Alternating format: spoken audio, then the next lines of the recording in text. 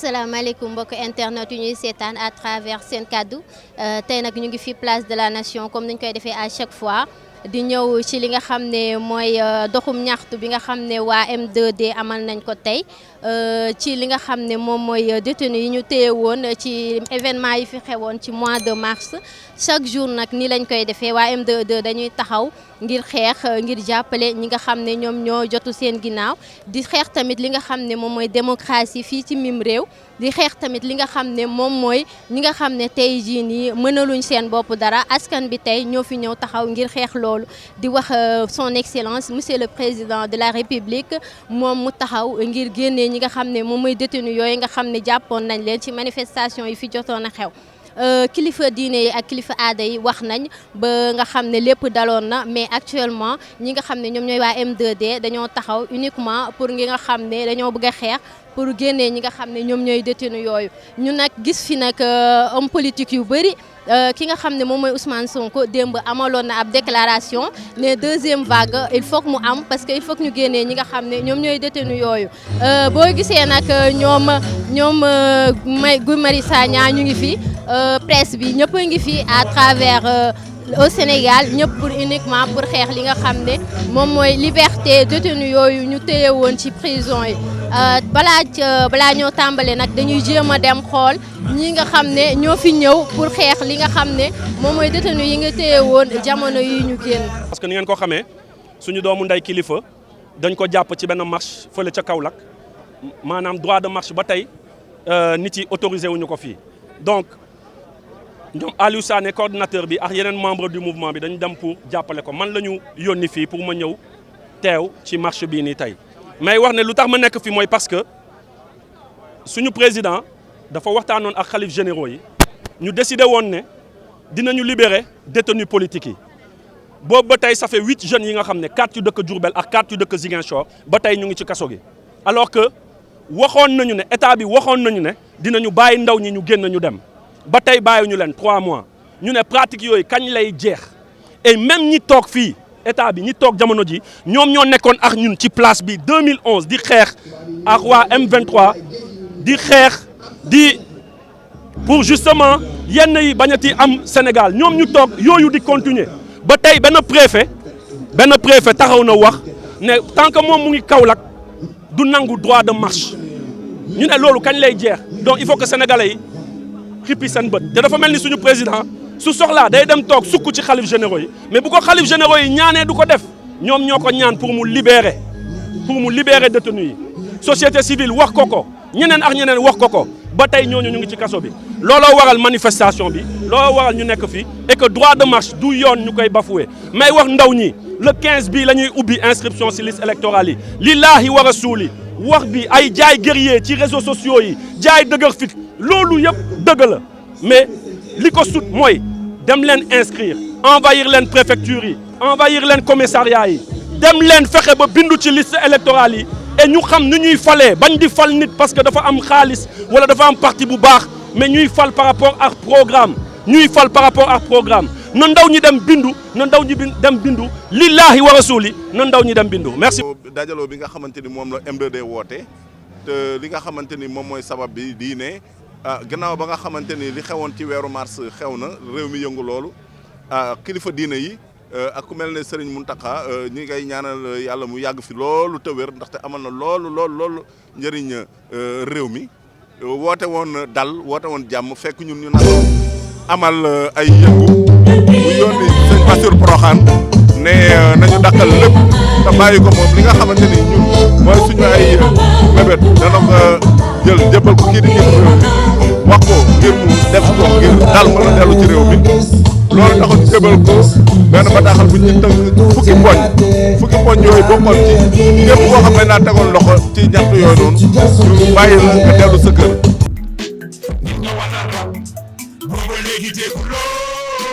jooyu askan bi sax nga wala nag xar nga wala béy yëg nga wala rab Macky Sall dégguloo jooyu askan bi yow nga ni nangu biir pale yaa mare. asalaamaaleykum kilifa diine yi nekk Sénégal yëpp suñu teewaay bi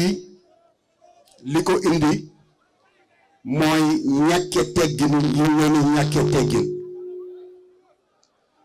dañoo dem seeti Serigne Mountakha Mbacké mu am lu bari lu mu téye ndax bu ko téyewul woon tey jii am na ñoo xamante ni doom la ñuy doon garantie parce que Sénégal 17 millions ba 18 millions doomu aadama ñoo fi yeewoo kon 1% waru ñoo sonal la message bi nag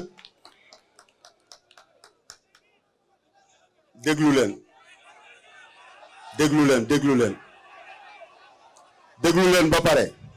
dinaa leen xoromal ba ngeen doyal mais da ngeen di déglu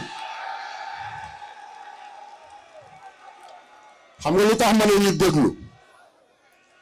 parce que ñun Sénégal dégloonte rek moo ñu të dégloonte moo ñu të te bu ñu dégloonte rek am ndam parce que ba may commencé di xorom kenn bugg la gis Assane Diouf mais nit ñi dégluwuñu woon moo tax li taxoon may xorom te tey nit ñi ñoo ma naan xoromal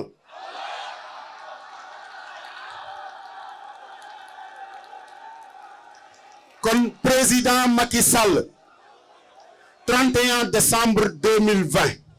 yow yaa toog ci palais présidentiel ne yow doo ragal xoolal miir bi gëstu leen gis ngeen miir bi lii miiru tàppet la miiru tàppet te xoolal tàppet du taxawaalu tàppet du dox ci mbedd mi tàppet dañ koy escorter toujours du dëgg ñu di ko xamal ne ñun du ñu dem ak moom sax sama papa dafa wax 2022 du ñu egg 2022 parce que defe naa xoolal yéen xale yi am na lu nekk ci yéen loo xamante ni jaral na leen yeewoo fajar dem jëli seen carte d'identité yi xam nga ba pare ñu dindi li ñu def ci carte d'identité yi da leen koy jaral te li leen koy jaral mooy tax ñu tàqalikoog moom 2021 parce que dafa am saaku la saaku bi da nga koy sol pour mu taxaw saaku bi Macky Sall daf koo sol ba mu fees dell ak ay meeram il faut ngeen yulli leen ba ñu set dégg ngeen balaa ñoo egg 2022 dina fekk saaku bi yulleeku bu ñu eggee 2022 bu fekkente ne parce que sama frère nee na moom gëmul ne élection dina am Barthélemy te man lu mu wax gëm naa ko parce que mësta wax ñu ne li mu wax du dëgg buy wax dañ naan mi ngi waxati ak fit mais buñ ci eggee rek dinañ ne waxoon na ko yaa ngi dégg moo tax ma bëgg balaa ñoo egg foofu ngeen fexe ba yulli saako bi libérer Sénégal pour ñu libérer Sénégal nag xoolal fulla lañ ciy boole moo tax ma nuyu kilifa diine yi di leen xamal ne ñàkke teggin yi ñu leen di ñàkke teggin man de moo tax ma toogoon New Orléans di xorom barki sëñ Fallou parce que Cheikh Sidi Mokhtar ngi fi woon Al Amin ngi fi woon ak yeneen kilifa yu baax Sidi Lamine Niass nekk fi di xeex bis bu ne kenn dégluwu ko kon gars yi xoolal bu ngeen eggee seen kër yi rek na ku nekk jënd mbuusu xorom du ñu bàyyi xorom mukk de parce que ku añ xoromal nañ la ku reer xoromal nañ la te kii fi nekk moom xoolal xam ngeen li ñu war a xorom de leen ko xorom bis bu ne duñ ci egg nag de leen ko xorom bis bu ne dégg ngeen kon Sénégal ca kanam ba pare xoolal kan moo toog nii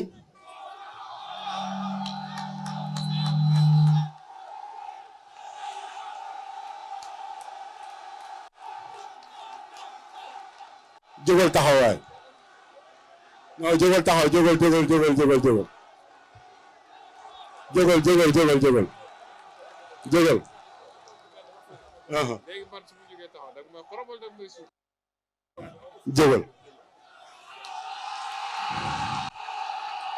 nee na ndax su taxawee dama koy xorom wala dama koy suukar sama gaay man buur siinay sama maam xolal ñun lem la ñu yor lem boo duggee marché Tilène boo demee séeréer yi lay jaay lema man Diouf laa sant xolal barigo lem laa ko sotti parce que Sénégal a ànd ak moom man ko ànd ak Sénégal ànd na ak yow Sénégal moo ànd ak Barthélemy Diaz Sénégal moo ànd ak MDD Sénégal moo ànd ak Bougane Gueye Dany kon ñi fi toog nii respecté leen te xam ne ku ci nekk da nga bàyyi sa kër bàyyi sa doom bàyyi sa jabar bàyyi sa lépp di xeexal Sénégal ma bëgg bu ëllëgee fii nii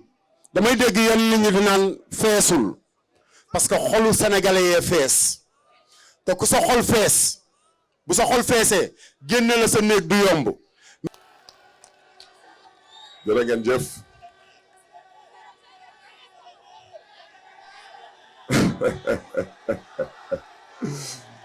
asalaamaaleykum mbokk yi asalaamaaleykum le mouvement M2D lu ma waxoon Bignona moom lay biralaat fii bokkuma naam ci M2D wante ku woote défense de la démocratie ma ñëw taxaw sa wet parce que Sénégal tey dañu bëgg a faagaagal démocratie bi te di ngeen ma may ma wax ci démocratie bi balaa may commencer loolu ngeen may ma rendre un vibrant hommage au doyen Alla Kane doyen au-delà de 80 ans vous êtes 85 ans vous êtes ici encore avec vos enfants et vos petits-enfants que Dieu vous rende au centuple près votre engagement dama ko bëggoon def un hommage parce que tey ça doit être un exemple pour tous les patriotes du Sénégal, pour tous les citoyens du Sénégal, mais aussi pour ceux qui se disent être des opposants dans ce pays. Parce que nous wax ci duñ ko raay parce que ñun on considère que Sénégal kese moo ñu ñor fii yàlla rek fi nekk calcul politique nekku fi kon nag Ousmane Sonko maa ngi lay gërëm di la sant parce que tu m'as convié aux activités du M2D wante nga may ma nag ma félicité la ci kanamu askan wi nii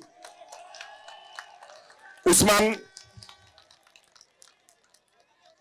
di nga ma jéggal ci kàddu yi parce que kooku suma yoon newu ci wante suma yoon mi ngi ci dama ne yéen Macky Sall la may déglu tu mu ngi may seetaan te duma waxantu si vous ne vous mobilisez pas Ousmane Sonko bi septembre du ñu génn septembre te gars yi waa ji du ko jàpp dama ne man duma waxantu Ousmane Sonko bi nit dof wax na leen am na jabar am na doom am na ay mbokk wante au-delà de Ousmane Sonko c'est la démocratie sénégalaise qu'on veut agresser te duñ ko nangu dama ne mbokk yi waxu démocratie lay wax place bi yàgg naa fi taxaw te yàgg nañ fi xeex te chaque fois yàlla def na ci sutura ñu am ci ndam mobilisation résistance loolu mooy démocratie loolu mooy patriotisme je m'adresse aux étudiants de Cheikh Anta Diop mobilisez-vous pour le 23 juin répondez à l'appel du M2D je m'adresse aux ambulants je m'adresse aux mécaniciens je m'adresse aux chômeurs je m'adresse à ce vaillant peuple levez-vous et mobilisez-vous il s'agit de votre avenir bu leen may Ousmane Sonko mu leen di gën a gore parce que jàng na macha allah su ko neexoon tey dem wuti liggéey bitim réew wala dem def leneen jàng na génn école dem wuti liggéey dugg administration di liggéeyam réewam ba ñu dàq ko ci ndax lan ndax askanam jóg leen te ngeen taxaw bëgguñu xam ku ànd ak kan suñu yonnewu ci ñun Sénégal moo ñu ñor suñu eggee nag ci élection ku mu neex nga sànni sa xob ci ku la neex wante Sénégal bii à partir d'aujourd'hui il n'y aura qu'un seul otage dans ce pays ce sera Macky Sall à partir de maintenant ce sera le seul otage dans ce pays parce que Macky Sall a décidé de prendre en otage la démocratie sénégalaise. La démocratie sénégalaise n'a pas de couleur, elle n'a pas d'ethnie, elle n'a pas de confrérie, elle n'a pas de religion et elle ne t'appartient pas Macky Sall. wax ji nag lu tax ma leen di ko wax parce que ci démocratie ci ne lépp a xaj y compris changement nag dañ koy jàllale ci élection parce que loolu mooy démocratie te Macky Sall nee na moom fas yéenewul organiser élection Sénégal tey nag dinañ xam est-ce que Macky Sall dina organiser élection wala du organiser élection te wax jooju nag dama ne mbokk yi lu may wax dafa am solo Macky Sall nee na leen da ngeen di dem élection le 23 janvier 2022 lépp ay kàcc la ana ñu amul carte électeur fi yëkkati leen seen loxo yi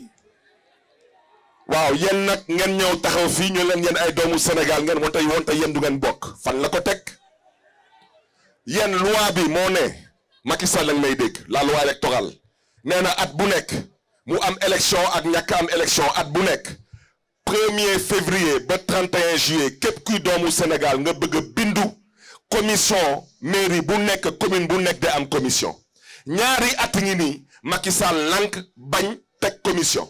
wante moom ci ñaari at yooyu moom dugal na ci fichier bi 400,000 nit xamuñu sax est-ce que ay doomu Sénégal lañu mu ne ñoom dañuy voté wante yéen du ngeen voté kooku dinañ ko lijjanti à travers la mobilisation Macky Sall nee na du ngeen jot ci carte électeur yi parce que tant que amul commission foog ngeen dem ci commissariat de police yi te su ngeen fa demee dañ leen di jox ay carte d'identité bind ci yéen bokku leen ci fichier bi loolu tamit mobilisation bi dina tax mu dàkk bu ci des Macky Sall nee na moom 2022 bii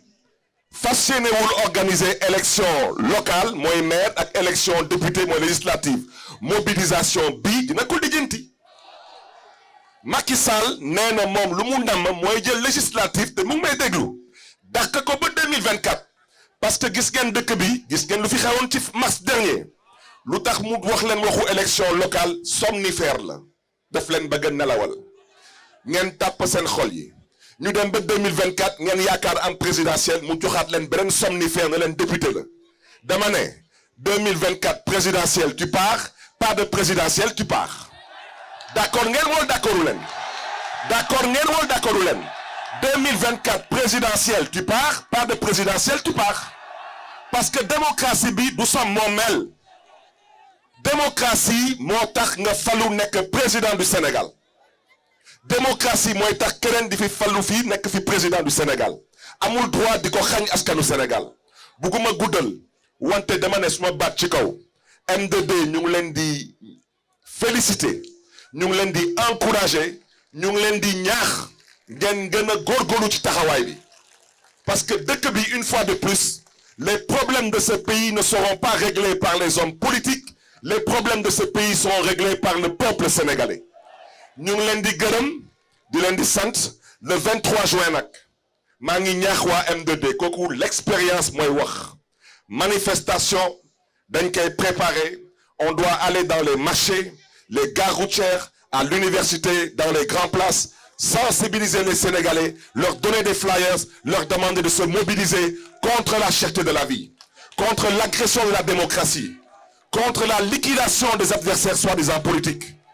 et surtout pour la libération de la démocratie sénégalaise. Elle doit respirer. Et je terminerai le mot d'ordre. Il n'y a qu'un seul otage au Sénégal pour 2024, c'est... Il n'y a qu'un seul otage jusqu'en 2024, c'est... kon nag bismillah. mbokk yi nuyu naa leen mbokk yi nuyu naa leen mbokk yi nuyu naa leen nuyu naa leen tàccu leen seen bopp lan ngeen wax seule la lutte seule la lutte seule la lutte da ngeen ñëw taxaw fii pour laaj juróom-ñetti nit yoo xam ne ñeent yi dañ leen tëj Ziguinchor ñeent yi ñu tëj leen Diourbel ñu ñëw fii daje fi 3 heures balaay timis ñu libéré ñett ci Diourbel mu des juróom gars yi tàccu leen seen bopp mbokk yi yéenay suñu leader yéenay suñu héros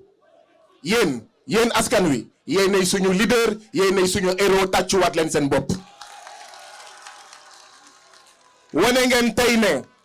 du ngeen mobilisation Ndiaga Ndiaye du ngeen mobilisation import export du ngeen mobilisation bu ñu loué vous êtes une mobilisation digne vous êtes des Sénégalais dignes kenn du leen jënd njëgu ginaar mbokk yi ñi nga xam ne ñoo nekk ci kaso yi Ndeye Fatou Diop wax na ko sànq dañoo am ay tur tey ñooñu ñoo tax ñu ñëw fii dafa am solo nag ñu fàttaliku seen tur juróom-ñett ñoo nekkoon ci kaso génne nañ ñett yi ci Diourbel ba mu des Ndongo Diop. libéré libéré libéré libéré dama bëgg ñu taxaw tuuti ci kaawu Ndongo Diop ndaxte Ndongo Diop ñu ngi koy torturer biir kaso Ndongo Diop ñu ngi ko doon torturer jamono garde à vue président Macky Sall dañ koy wax ne lii dal Abdou Faye jamono jële passé ci commissariat central du ñu nangu mu dal Ndongo Diop ci kaso bu Diourbel na libéré Ndongo Diop ci nu mu gën a gaawee. Ziguinchor am na yeneen ñeent ñi fa nekk mooy Demba Diédhiou Abdourahmane Diallo Mohamed Mané Babacar Diagne Demba Diédhiou Abdourahmane Diallo Mohamed Mané Babacar Diagne Ndongo Diop jërë ngeen jëf. Macky dee na suul nañ ko. asalaamaaleykum wa rahmatullah. maa ngi nuyu sénégalais yi fu ñu mën a nekk di jiital ci nuyoo bi xalifa généraux yi di nuyu sunu kilifa Serigne Mountakha Mbacké di nuyu sunu kilifa Serigne Babacar Sy Mansour ak mboolem xalifa généraux yi nekk ci réew mi di nuyu abbé yi ak église bi ñëpp rek. kon du ñu nangu réew mi ku ko jaay. Macky Sall ñaari at moo ko fi dese. Macky Sall ñaari at moo ko fi dese. ñu ne Diourbel bàyyi nañ Galas Gueye. bravo merci pour la mobilisation bàyyi nañ Galas Gueye à Diourbel applaudissez. Eh bon quand même man xam nga man nag duma fo Macky Sall son mandat c'est pas en 2024 lay jeex c'est en 2022. Pourquoi lu tax mais parce que moom moo ñëw fii ci sunu kanam ne 5 ans lay def non 5 ans yi kañ lay jeex c'est en 2022. Donc camarade Sonko watawat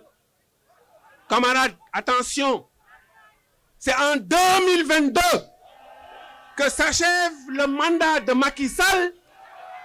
et il ne peut pas dépasser 2022. C'est pour ça que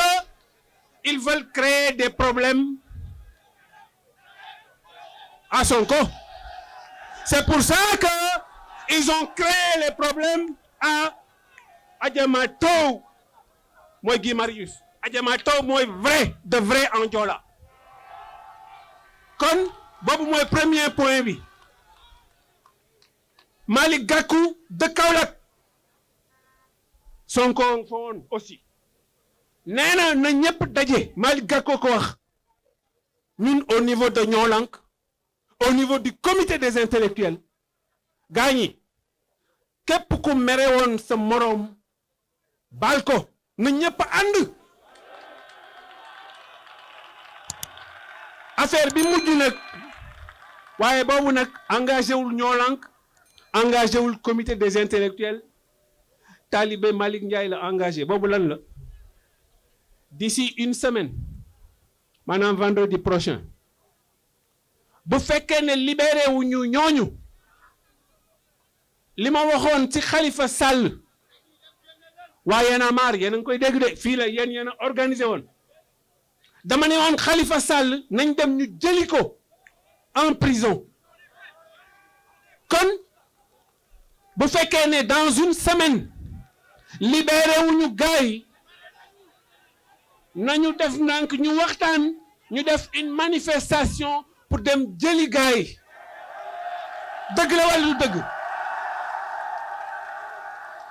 manifestation boobu nag ki nga xam ne moom moo tax ñu war ko ñemee def mooy ki nga xam ne daf ñu envoyé délégation mu ne nii bal nii Pierre kooku kan la mais du Serigne Touba rek Monseigneur Benjamin ñoom ñëpp toutes les familles ñoom ñoo envoyé ne nañu def jàmm bi famille yi envoyé loolu délégation bi ñëw mais Sonko bi gor la parce que bi ko gars yi laajee bi ñu laajee ñoom Guy Marius laaj ñëpp dañu ne bu dee loolu la d'accord mais loolu affaire gor la mais ça fait combien de temps kon nag gaa ñi nañu waxtaan ndànk-ndànk may nañu gaa ñi une semaine au bout d'une semaine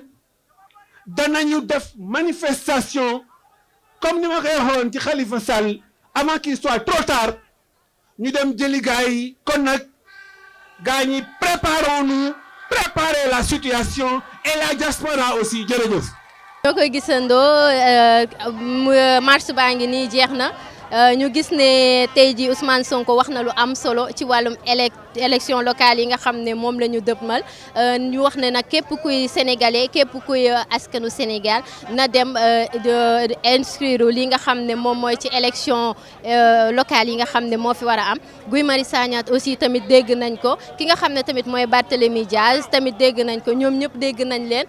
bëgguñu leen lu dul lan libéré ñi nga xam ne ñoom ñooy otage yi nga xam ne ñoom lañ jàppoon fi nga xam ne mooy événement yi fi xewoon récemment muy mois de mars bi. gis nañ ne nag nee nañ bàyyi nañ ki nga xam ne moom mooy kilifa fële ca Kaolack bàyyi nañ aussi tamit ñaari prisonniers yi nga xam ne ñoom lañ jàppoon fële sa Diourbel mu des li nga xam ne moom mooy 6 prisonniers ñaar ñi ñu ngi des fii si Diourbel yeneen 4 yi ñu ngi des fële nga xam ne moom mooy sa Ziguinchor loolu nag lañ fi amoon tey nii fii nga xam ne moom mooy place de la nation tey nekk le 11 juin 2021 aussi parce que nee nañ ki nga xam ne moom mooy président Macky Sall fii la taxawoon ci li nga xam ne moom mooy 23 juin 2011 wax fi li nga xam ne moom la fi wax ma bàyyi nag ki nga xam ne moom mooy Feuza mu def un peu analyse ci li nga xam ne moom moo fi jot a xew tey. waa comme ni nga ko waxee Sali mouvement bi tey sénégalais yëpp génn nañ wax gunge waa MDD comme niñ ko annoncé woon tey tamit ci suñu journal. ñoom kuréel yi ñu woowoon ñëpp tamit pour ñu ñëw ci marche pacifique bi tamit ñëw nañ ci gis nañ ni ñëw nañ bu baax jàpp ci Sonko aussi annoncé woon ñëwam gis nañ ko fi tey mu yëkkate aussi ay kàddu jëmale ko aussi ci élection présidentielle yi nga xamante ne ni ñooy am 2024 maanaam ci luñ mën a retenir daal loolu mooy grande ligne yi nga xamante ni tey retenir nañ ko fi tey fii nii ci marche pacifique bi nga xamante ni waa MDD ñoo ko woote woon. ñu gis ne aussi tamit ki nga xam ne moom mooy Imam Dramé moom tamit ñëwoon na fi taxaw wax ne tey jii nii Macky Sall bëggatuñ ko benn yoon fi nga xam ne moom mooy Sénégal en plus de ça nee nañ Macky Sall dafa jàpp sénégalais yi comme otage wax nañ aussi tamit ci tournée économique u Macky Sall bi nee nañ du tournée économique tournée politique la yow tey Feuza ñu bëggoon a xam tey ban jàngat nga am ci loolu noonu. ba jàngat bi ma siy def en tant que sénégalais d'abord sénégalais citoyenne mooy que tournée politique la wala tournée économique loolu peut-être mën na nekk waxu politique en fait mais. ñu gis ne tey ki nga xam ne moom mooy Ousmane Sonko wax na loo xam ne am na solo lool ci nga xam ne ñi nga xam ne moom mooy wàllum législative yi di ñëw que ne coûte que coûte législative yooyu dina am yow tey jii ban jàngat nga am ci loolu noonu. waaw législatif yi annoncé woon nañ ko temps yële passé que ni dinañ ko amal ci at bii di ñëw le 23 dinañ ko ci amal def na aussi appel woo sénégalais yëpp ñu dem jëli ji seen i carte ñi nga xamante ni amaguñ ay carte électeur ñi nga xamante ni am nañ ko mais seen bos yoon mayu leen ñu voté aussi ñu dem rectifier loolu nga xamante ni moom lañ leen bindal ci seen ay carte léegi juste comme appel la woote pour 2022 lañ war a def changement bi nag pour mu am nee na faaw nit yi jëli seen carte pour mën a voter alors lancé na appel bi et je pense que jeunesse bi dégg nañ ko. d'accord ñoo ko gisandoo te ñoo ko déggandoo aussi tamit li nga xam ne moom mooy marche pacifique bi fi amoon amal nañ ko ci jàmm li ñu waxoon tamit def nañ ko muy 19h lañ waxoon ne moom lay jeexal nañ ko ci jàmm di wax population bi di wax à la population sénégalaise que ne ñu ngi woote waat aussi tamit beneen marche pacifique di leen jox dig daje beneen yoon ci seen chaîne YouTube seen chaîne digitale du Sénégal seen kàddu jaa ngeen jëf.